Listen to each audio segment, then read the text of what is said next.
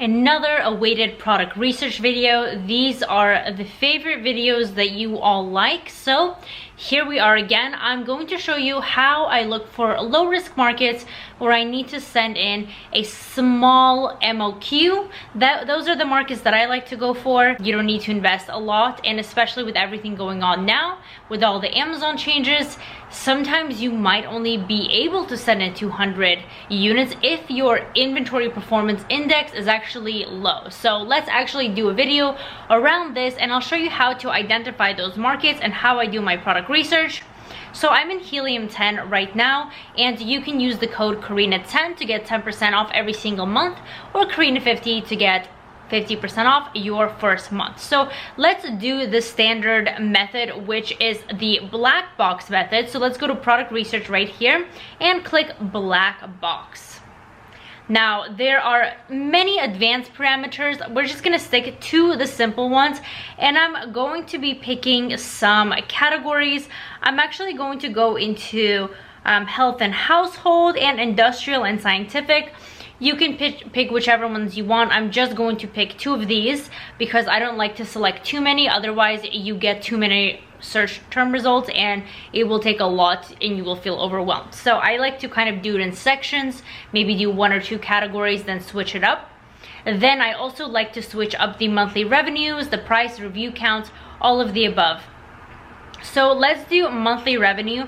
I always say minimum 5,000 is good enough for me, and let's go to 13,000. And I put in random numbers just to minimize any potential of kind of finding the same products that many people are finding. So that's a good thing to start with. And then price, let's do $15.98 up to $23.47. Again, nothing crazy. And then max reviews, let's do 382. A lot of people think that 300 plus reviews is a lot. I disagree with that. As long as there's a few sellers kind of below 100, then it's okay if other sellers have 500 reviews or 600. This is kind of, there's a lot of factors to look for when you actually validate your products, and I can't cover all of that in this video. I do have a very affordable and low risk club called the PL Club, the private label club. So that's theplclub.com, which you can join for $7, and you will know how to do kind of all of this. There's a product research vault. There's kind of a mini course in there as well to show you how to start Amazon. And the best part is you can actually get your products validated in the PL Club, so you can submit it into a form, and I'll personally look at your product and let you know if there's anything suspicious. And I think that's very helpful. I've saved a lot of money for people, let's just say that. So I'm gonna start opening products that look like they could be private labeled. Essentially, that means it looks strange to me and it doesn't look like a big brand. So obviously this is kind of a consumable and this is a big brand. So I'm opening this because I don't know what it is at first glance, and I'll take a look at that later. So I keep scrolling and opening interesting things that look like I could source them either locally or from China. Again, obviously these brands that are found in grocery stores or whatnot, you don't want to kind of, it's impossible for you to private label them. But when you see kind of things that look suspicious and that they're potentially made by a third-party seller, you're gonna want to open them. And you can honestly do this for a very, very long time. I don't know what this is. And just keep clicking and moving on, clicking, and then we'll get through all the details. A lot of people say that this method is a little overrated because people are finding the same exact items, but that's not true because they're probably not finding the exact same items. And even if they are, about 1% I think of people actually take action on these products. I know some people that find an amazing product and they actually, glasses was oversaturated, click that out, and it looks great, the numbers check out, it has potential, but they just don't want to put that money in. They don't want to invest and take a chance on their life. So what they do is absolutely nothing. they do nothing. What they do is they just negotiate to the suppliers. They go as far as to ask them for a pro forma invoice, a PI, and they leave it at that. They never make the initial payment and they never take a chance, but it looked like a good product, and I guess they will never know. So this method is great because most people don't act on it, and especially when you start to spend more time in it and maybe go to some of these sellers' storefronts and see what they're selling, you can actually find other products that most people are not finding, and that's kind of the key. So let's look at this right here. I mean, I have no idea what this is, and what you have to do is actually take the main keyword, which I'm assuming is this. In my club, I talk about what the main keyword is, how to find it, but for the sake of this video, I'm gonna shortcut it and let's just go here. So this more or less looks like the product. You wanna run the helium-10 extension on it again to really see how the market as a whole is doing. So let's take a look over here. We look at the reviews and the sales. So I'm trying to find a stable sales revenue. So basically every seller should be doing at least 5,000. It doesn't have to be just 5,000, it could be more, like 30,000. When it gets above 30,000 a month though, keep in mind that it does get more competitive and it's going to take a lot more to rank your product, whether it's PPC spend, more expensive giveaways, all of that. You don't want that, so you're looking for kind of low risk markets that are between 5,000 to 30,000 and with a few kind of lower reviews. These reviews unfortunately are quite high.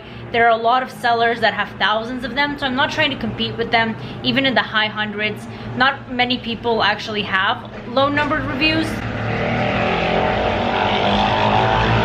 So this product is obviously a no-go. Move on to the next one. These are tattoo tubes. Yeah, see, I have no idea what this is, but I'm just going to put tattoo tubes in all departments here and see how the market looks like.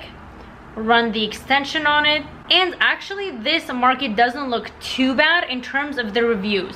You can see the reviews are quite low here. The problem is that the market revenue is also quite low. None of them are really, well, only a few of them are doing above 5,000, but the demand just isn't really here. And another thing I want to point out is the search volume. It's quite low. It's under $2,000. So I'm actually suspecting that this is not even the main keyword of the product. I'm sure there's a more larger word that is responsible for the sale, all these sales of this product that we are not seeing here.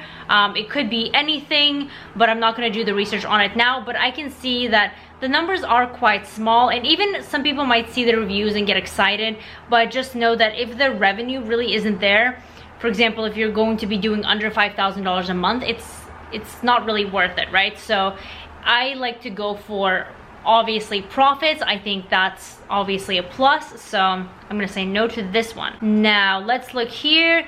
Etor Super Bucket. I don't know what this is. I don't even know if Super Bucket is like a main word, so let's just put it in here and see what comes up.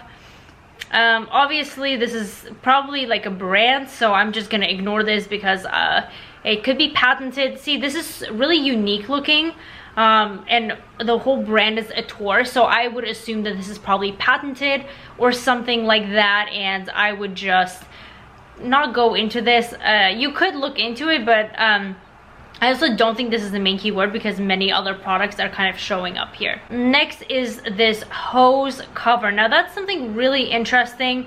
I don't know why. Okay, oh, so this is a medical equipment. Okay, this might have restrictions for sure, and also liability. I don't really like to go into medical products like this just because I feel like something could easily go wrong, but I don't know, this is just the cover, so it's not really doing a medical purpose. You could do research into this, see if this is patented. This might be kind of like a big brand. I don't know. I didn't do any research on this, but when you see products like this, especially in the medical field and ones that have liability, I typically like to stay away from them. One good example is I was researching, and I think kind of these like rock climber hooks came up, and the market looked really good. I don't remember specifically what it was, something along for rock climbers. and I didn't know what it was at first. I just saw the market is good, and then when I realized that this is really high liability, what if you don't vet your supplier? What if your supplier has a malfunction or the product isn't as described, and then God forbid someone injures themselves doing a dangerous, thrill-seeking, adrenaline activity and your product malfunctions? You're going to be responsible for that. So I don't really like high liability products like that, so I would stay away from that. See, you can find the most random products, because I don't know if this is used for camping or whatever it's used for, but let's take a look. Clearly there is a market here, and I'm liking the low reviews. Let's take a look at the market over here. And it does not look bad so far. What I'm seeing, search volume again is a little low, which makes me think this is not the main keyword, and that's something you always have to check. But the revenue looks quite good and the reviews are low. So this is, and actually the price looks profitable. So this is actually a product that I would take to phase 2. I would identify what the main keyword is and really see if I can profit off of this. Okay, next we have terminal crimp connectors, and I know that a lot of these products don't really look that exciting, but you know what, do this, and if you're not passionate about it, that's okay, because the money you make, you can do with it something else that you're passionate about. So let's run the extension for this. Like the revenues, it hasn't fully loaded, and the reviews are a little bit high on this. One person is doing well with low reviews, but again, I would like to see more people in the double digits of reviews. Revenue also isn't fully balanced well. It looks like some people are doing significantly better than others. This seller is doing 56,000, 25,000, and everyone else is kind of trailing off, and this one's doing 72,000. You want more stability in the market. You want equality within the sales. They don't have to be to the thousand, but somewhere around the range. You don't want to see someone doing 6 figures while someone else is only doing 5 figures, right? Because that means people are choosing the product with whoever's selling more for whatever reason. Maybe it's a patent, maybe it's a brand. That's also something to keep in mind. There's many ways to kind of look deeper into products, and after you validate these first couple things on the Chrome extensions, there's many steps after this. You just have to know how to look through them, how to check the BSR, the competition, all of that. Of course, I teach in my club, which you can join for $7, and in my full Amazon A to Z course, you'll get all that information there, and I really suggest you joining it if you have not already. So essentially just continue doing this rinse and repeat process and looking at these markets, okay? I'm gonna cut it off for this video here. I hope you enjoyed it. Click the thumbs up if you did, and the thumbs down if you did not, and leave a comment letting me know if you are doing your product research. Subscribe to the channel, and I will see you in the next video.